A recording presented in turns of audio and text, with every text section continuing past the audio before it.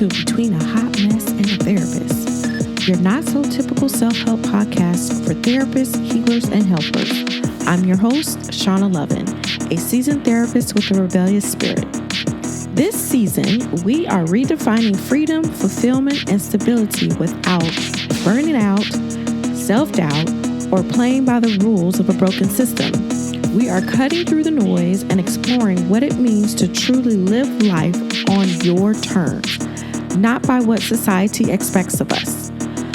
No more chasing an illusion of success that leaves you drained, because we are embracing the beautiful messiness, the sometimes chaotic journey we call life.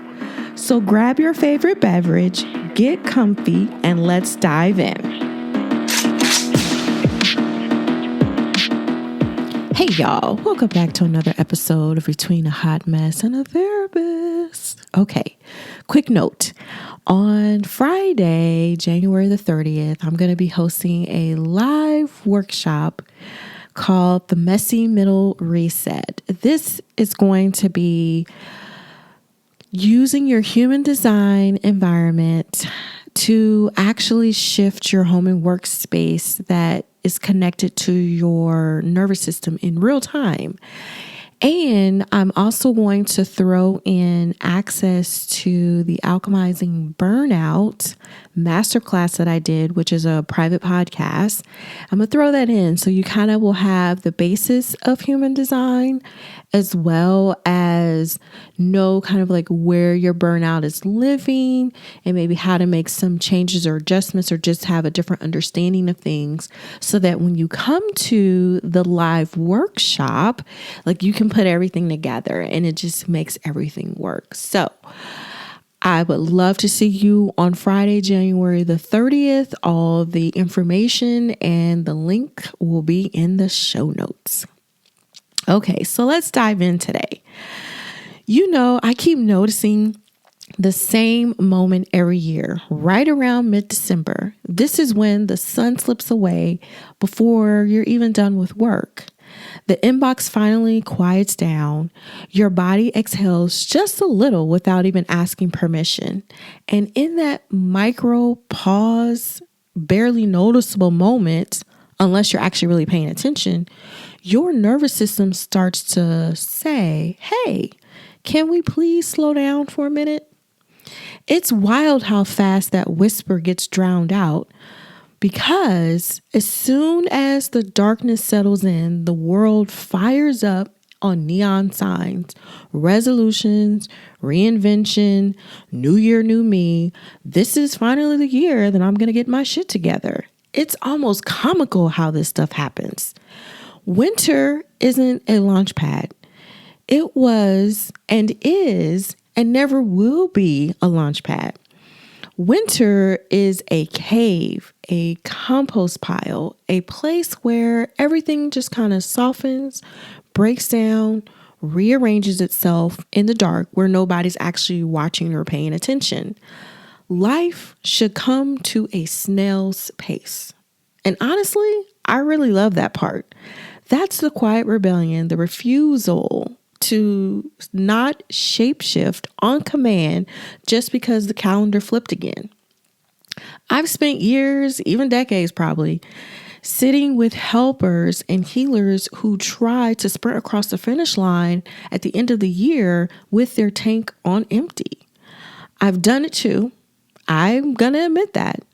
I've pushed through. I've tried to finish strong. I've pretended that I'm not depleted. But if you check some previous episodes, I probably go into way more detail about just like where I've been. Think back season 1.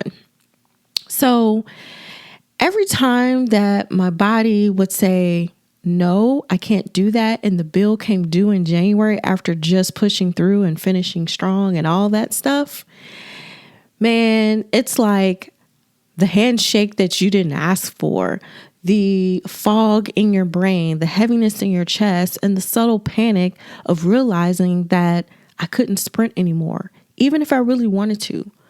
Man, it could have been just a freaking cold or flu. But in either case, your body decided it didn't want to do anything anymore. So now you're sitting here with me. You got your cup of warm coffee or tea in your hands. You're feeling tired in a way that sleep just can't fix anymore. Then you know that you're in the right place with me. This is going to be your annual permission slip to slow the fuck down. Not in theory. I want you to do this in practice, in your tissue, in your breath, and in your bones. Winter solstice is the longest night of the year. And if you live closer to the North Pole, you know it gets really, really dark for a long time or most of the day, like 24 hours. It's crazy. These are the months that I'm kind of glad that I actually live in Texas, but I digress. Darkness really isn't the enemy. We're just taught how to sit in it without trying to tidy up. We're never taught that. But winter knows exactly what to do. It says, compost the noise, let the old roots break down, let the truth come forward without forcing anything yet to grow. And in this, where we have to start talking about resolutions. Resolutions are built on pressure, comparison, a collective agreement that we should be sprinting towards something polished version of ourselves by January the 1st. And we all know by January 15th, nobody's kept those resolutions. And then it's something like another percentage doesn't hold on until like February 15th. So I'm just saying. Resolutions, it makes it absolute no sense, especially for us helpers. Because the people who you give and you hold and you do everything for everyone else, and the ones who spend most of the year in service, resolutions don't make sense. Resolutions are asking your nervous system to accelerate when your body literally is in a season of slowing down. It's like asking a garden to bloom in the middle of a winter freeze. Nothing's wrong with the seeds. The timing is just off. That's why resolutions don't stick. Not because you're lazy or uncommitted or distracted, but because they're out of sync with your natural internal rhythm and your environment. So, what if you didn't sprint this year? What if you didn't set a single resolution? I know I'm not. What if you let winter do what winter does? And just let the clarity come in through the side door quietly without any kind of fanfare. What if you let winter do the intention or help you set where the intentions come in? And this is exactly how I started the podcast a few seasons ago. And it was like, yeah, intention is not a checklist. It's not measurable. It's not something that you can track in a habit tracker. Intention is like this orientation, a direction you lean in or you lean towards. It's like this quiet anchor you return to when the world tries to pull you back into performance mode. Intention respects your rhythm. It respects the nervous system timing that you have. Now remember, everybody's timing is a little different and it's a little off. It respects the truth of your energy and doesn't magically reboot at midnight on December 31st. So it doesn't matter if you're a generator, manifesting generator, projector, reflector, or a manifester. It doesn't matter. Winter asks the same thing of all of us. Attune to what's really inside of you. Listen before you act and let your design guide your pace. Let your inner authority, not the cultural noise, decide when something is ready for you.